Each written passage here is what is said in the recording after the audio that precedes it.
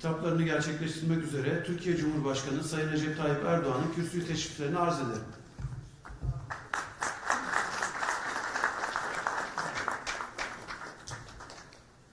Pardon.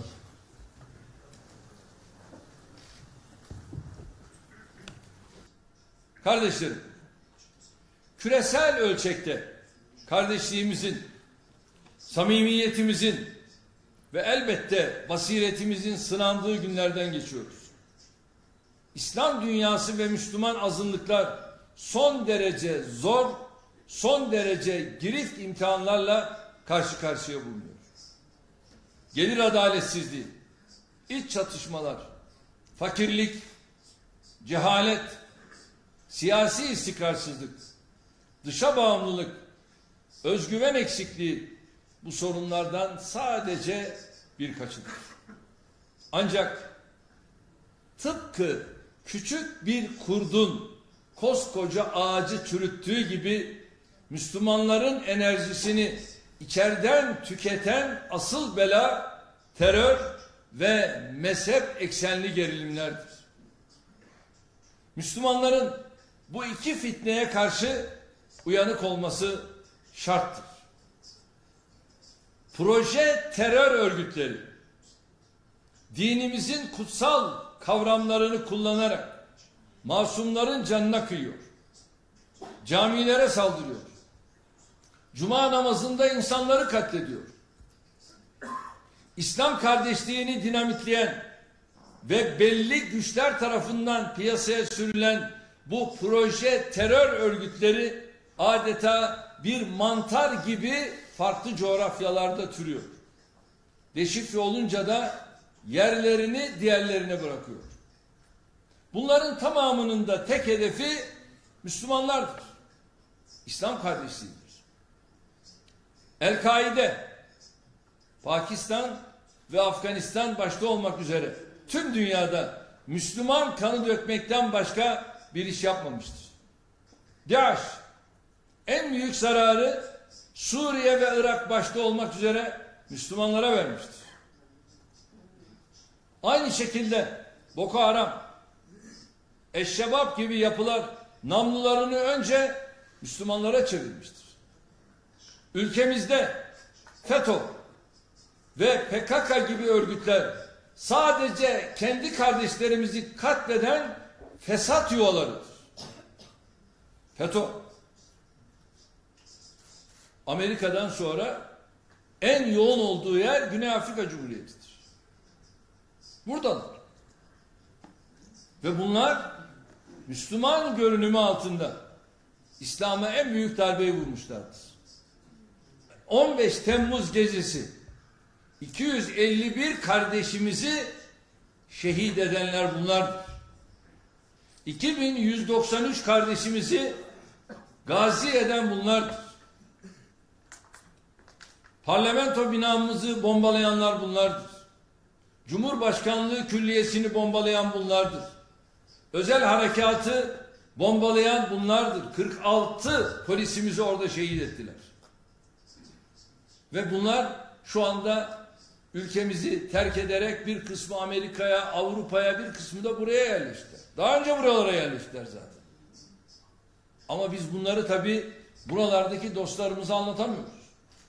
Onun için buralarda yaşayan siz kardeşlerimizden özel destek bekliyoruz. Sakın ha bunların oyununa gelmeyin.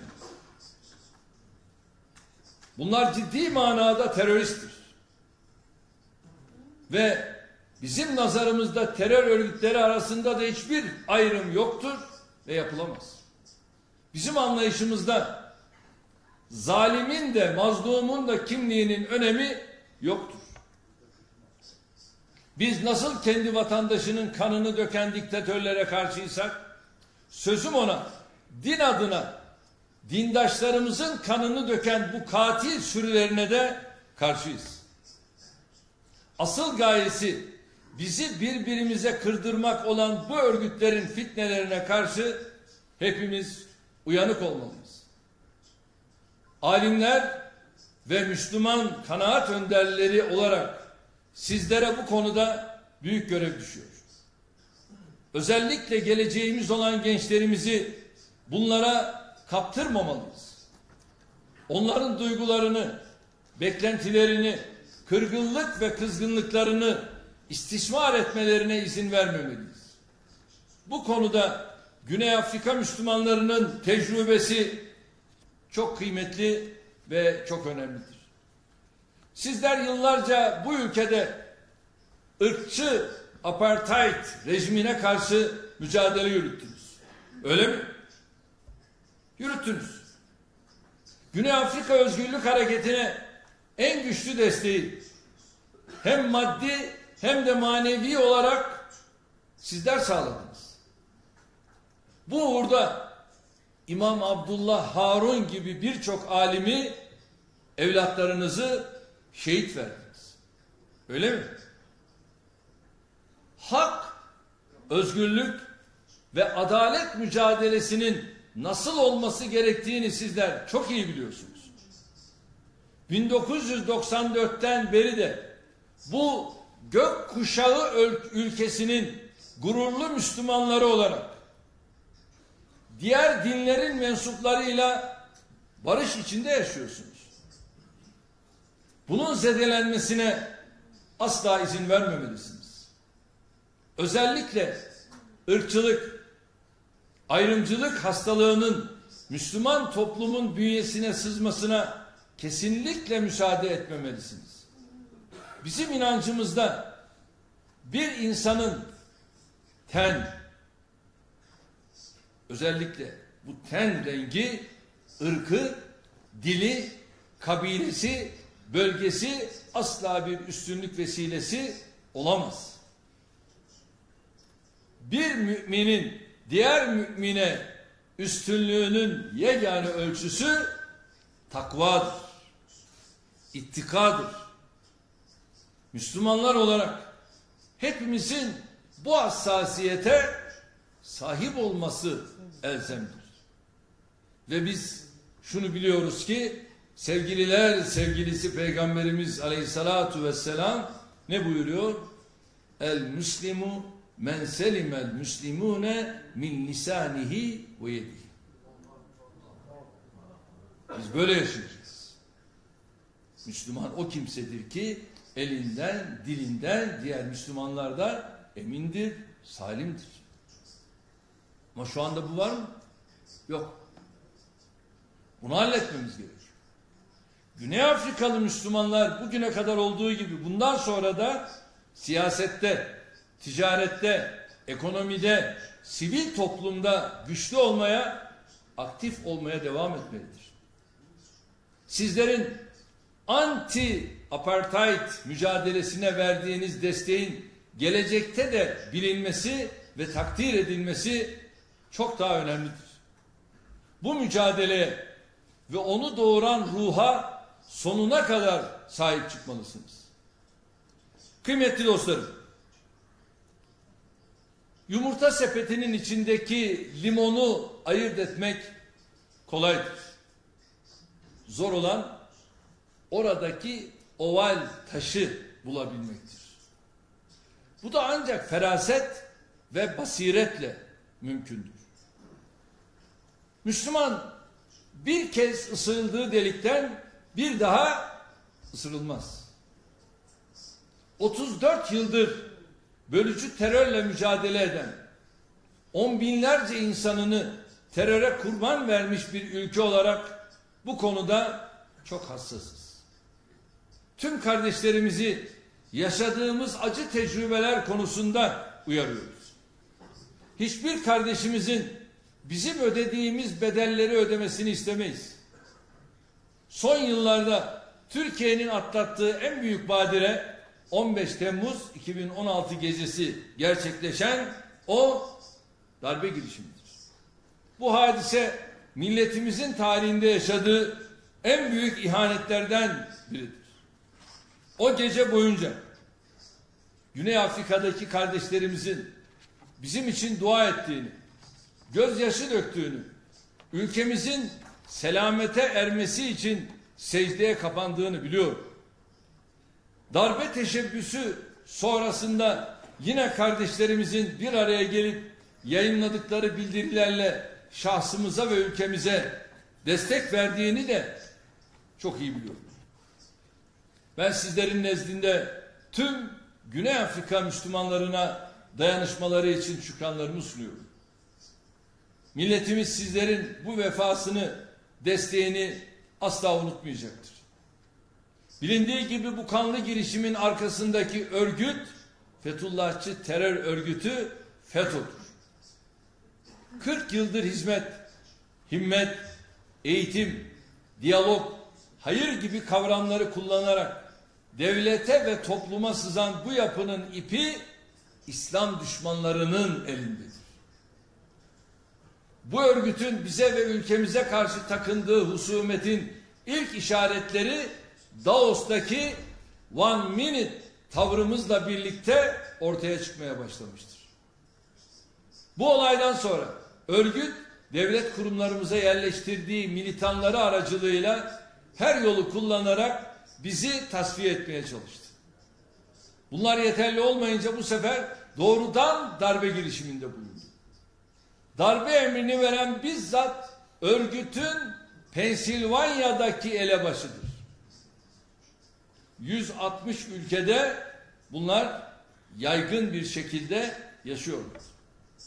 Oradaki eğitim kurumlarını özellikle kullanarak çocukları bu tür iyi niyetlerle eğitiyor ve halkını da kendi ülkelerinin yönetimini ele geçirmeye çalışıyorlar. Güney Afrika'da yaptıkları da budur. Aynı şeyi burada yapıyorlar. Bu bir sızma harekatıdır. 15 Temmuz gecesi milletimize kurşun sıkanlar haşa Mehdi olarak gördükleri Amerika'daki şarlatana ruhlarını satmış bir kısım üniformalı teröristler. FETÖ'nün Güney Afrika Cumhuriyeti'nde özellikle eğitim kurumları üzerinden Müslümanları kendi yanına çekmeye çalıştığının farkındayız. Bir kardeşiniz olarak burada şu ikazı yapmakta fayda görüyorum. Bu örgütün söylemlerine, büründüğü kılıfa asla aldanmayın. Takiye ve yalan bunların en rahat kullandıkları araçlardır. Yalanı bunlar kadar rahat kullanan yoktur. Zaten bunların anlayışında bir üçgen vardır. İbadet, ticaret, ihanet. Bu üçgen çok tehlikeli. İbadetle giriyor ama ticaretini de yapıyor. Sonunda da ihanet ediyor. Yapılan bu. Şayet Müslümanlar arasında çocuklarını bunların okullarına gönderenler varsa, evlatlarını ne kadar erken kurtarırlarsa o kadar iyidir. Örgütle ve örgütün kurumlarıyla aranıza mesafe koymanız, açık söylüyorum, bu ülkede sahih İslam anlayışının ve Müslümanların geleceği açısından hayati öneme sahiptir. Bu seyahatimde kurmuş olduğumuz Marif Vakfımızın başkan ve yöneticileri de benimle birlikte. Onlar da buralarda birçok çalışmaları şu anda yürütüyorlar. Temenni ederim ki bir an önce inşallah bu çalışmaların neticesini alırız ve bu çocuklarımızı bunların elinden kurtarmış oluruz. Türkiye olarak yaşadığımız onca acıya ve ihanete rağmen hukuk içinde bu örgütle mücadelemizi sürdürüyoruz. Güney Afrika'da da bu yapının fitne yuvalarının kapatılması için gereken adımları attık, atıyoruz ve atacağız. Siz kardeşlerimden de bu yapıya karşı teyakkuz halinde olmanızı, bunlara asla prim vermemenizi bekliyorum.